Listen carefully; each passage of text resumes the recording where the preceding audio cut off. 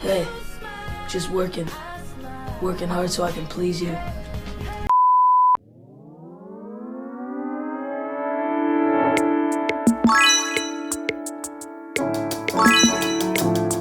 Hey everyone, welcome back to another video. As you can see, I'm wearing a sweater now because it's officially fall. Yup. Okay, I'm kidding, I guess, but to me, August is like fall prep month. I'm getting all my playlists ready, saving recipes, etc., while trying not to boil to death. Anyways, today's video is a big one because today we are talking about my story's big bad villain. Speaking of which, I know my story was untitled up until this point, but not anymore. Can I get a little drumroll, please? Allow me to introduce to you the title of my story, House of Animus, which also happens to be the name of the nefarious organization / cult we will be learning more about today. I'm taking you on a deep dive today as I've got 5 main topics to cover regarding this evil group to explain what they're all about and all of that. But first, I want to give a quick trigger warning for some things that will be discussed in this video. None of these things will be discussed graphically, but personally, this kind of stuff makes me squeamish, so if you at any point feel the need to click off, I feel you. I got your back, twin.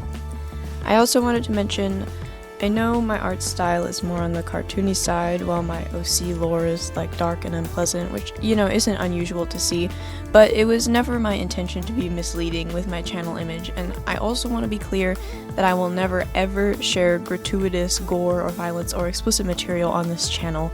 I just happen to write about, in my opinion, heavier topics, but never for the sake of shock value or for the sake of being edgy. I'm not trying to be the next Has-Been Hotel, okay? If we're all cool on that, I'm very excited to get into this video. This will be the first official comic development diary type of video, I guess. My other OC videos are technically under this umbrella as well, so I'll be making a convenient little playlist for you to keep track of all these videos with. Without further ado, be sure to subscribe if you haven't already, and let's get on with it.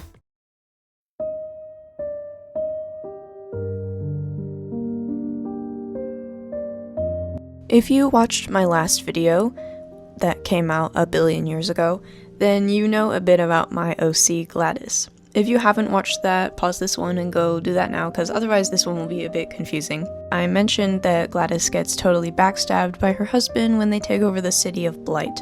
Feeling totally betrayed, she eventually disappears into the unknown, probably goes a little crazy, honestly. Anyway, she has an epiphany where her view of the world and of people drastically changes. She believes she has discovered a conspiracy that has been going on for tens of thousands of years. Basically, she believes that civilization and the concept of humanity are evil and unnatural, and that people are actually meant to be living much more simply like wild animals. So this leads her to create the House of Animus, where she seeks out those who show signs that they could possibly reawaken that ancient animal within and leads them on the path to what she calls retransformation. We'll get into all of that a bit later, but right now I just want to talk about Gladys herself in her new cult leader form. She was already very charismatic and good at public speaking since her background is technically in politics, which means now she should have no trouble swaying her new followers.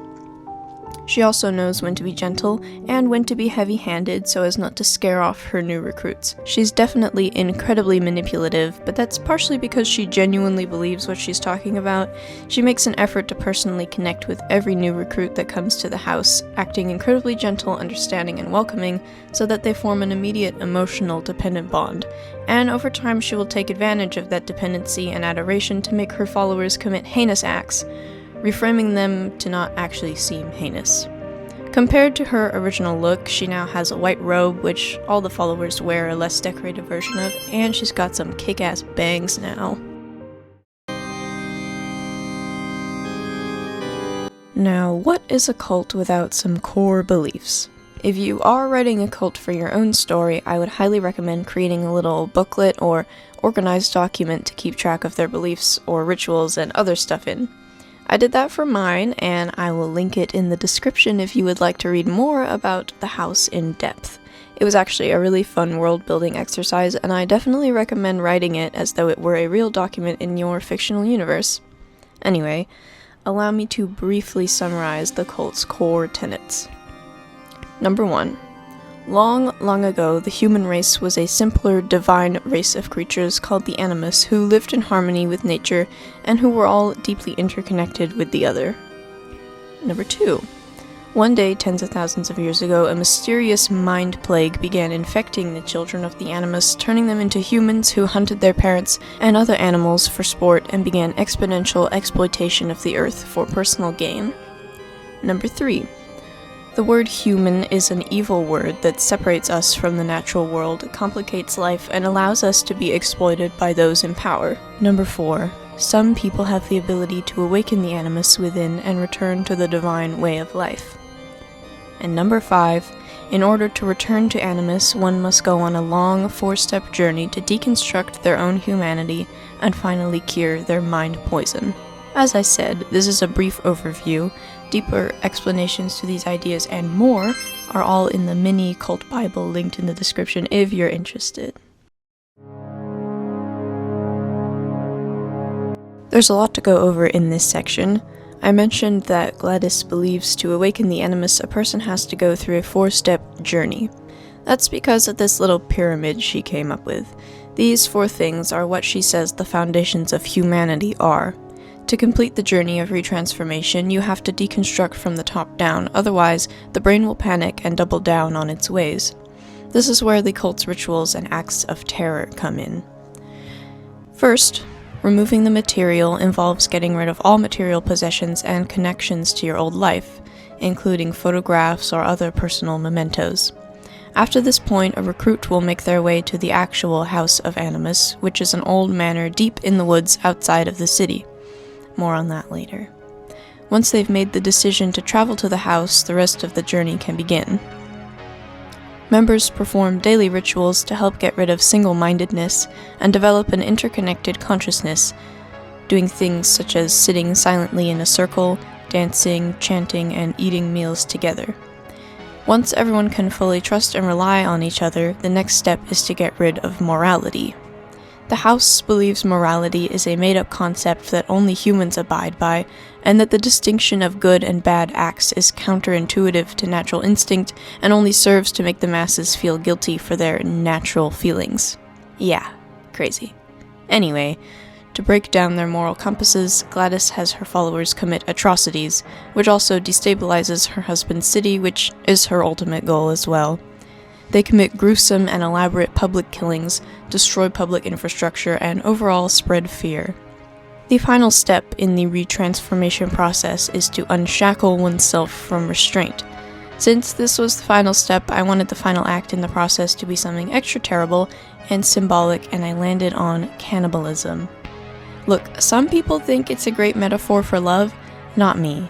The thought of it just makes me sick, but anyways. I feel like if you ate someone, you wouldn't really ever be the same again, no matter what, and that's what I wanted to evoke with this final ritual.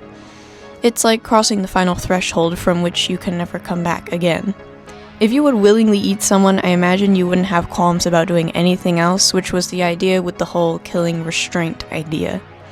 Once initiates have performed the final ritual, in theory they fully emerge as Animus and are guided through life entirely by divine instinct. Last but not least, we've got some other general things that go on in the cult. First, they perform a routine purging of their own ranks. It's basically a game of survival of the fittest. By making the members fight each other to the death, they gain a taste for violence, hone their killing techniques, and basically also have a pretty big reason not to slack off in their journey with the house. Gladys uses a lot of manipulation to brainwash her followers, obviously, making them feel that the outside world is dangerous and that all humans are intrinsically evil. Anyone who expresses doubt or tells her that they want to see their friends and family again will get the old, "they don't understand you," or "they won't listen to your struggles the way I do," or "they don't see things from your perspective" spiel. Anyone who straight up disobeys the rules of the house will be physically punished as a reminder that the path to true life is painful, and anyone who continually misbehaves, betrays the house, or tries to escape will be dealt with in other ways. Finally, as far as initiation goes, Gladys has a higher rank of followers who lurk around the city, pretty much scouting out anyone who might be a suitable fit for the house. Anybody who shows signs of emotional turmoil, heightened sensitivity, or vulnerability could be approached. It's never super in your face, obviously, and they're not running around like, hey, join our cult. A member might, for example, be posing as a barista, and when you're done ordering, they might strike up friendly conversation about this really healing spiritual retreat they've been going to and hand you the address, that kind of thing.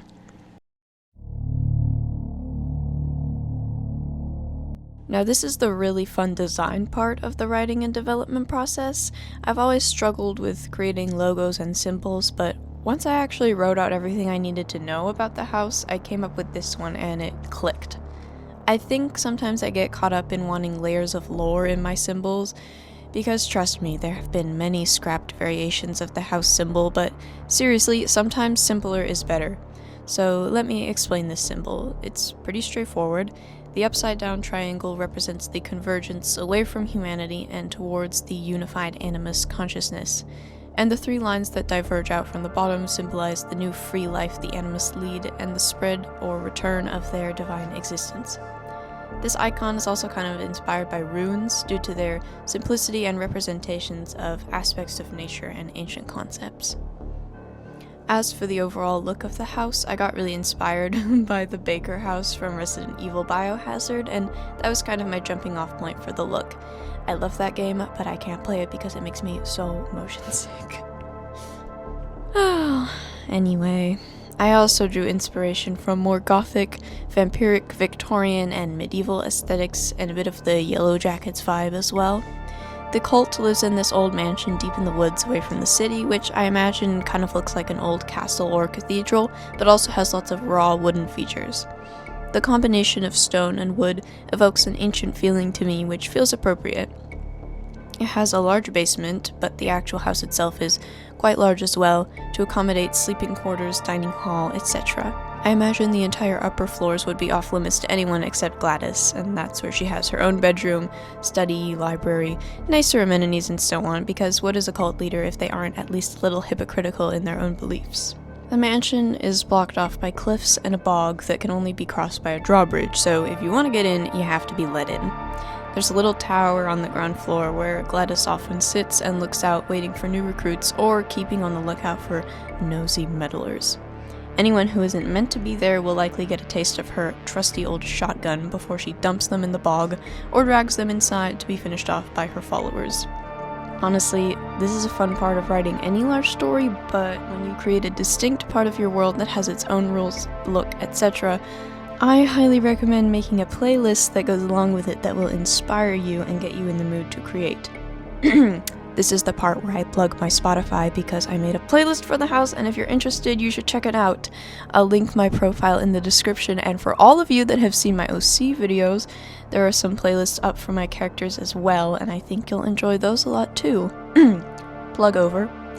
Alongside the playlist I made, I also listen to these albums that fit the vibe as well if you're interested in more ear candy. I hope this video was both informative and interesting, and that it gave you a window into a little corner of the world I'm creating for my story to take place in. It was mostly rambling, but if you're writing your own cult, hopefully I was able to give you some inspiration on that front as well. I'm going to link a video that I found extremely helpful when writing the house, which will maybe be of some help to you as well. As always, leave a thumbs up if you enjoyed, and subscribe if you haven't already, and I'll see you in the next one.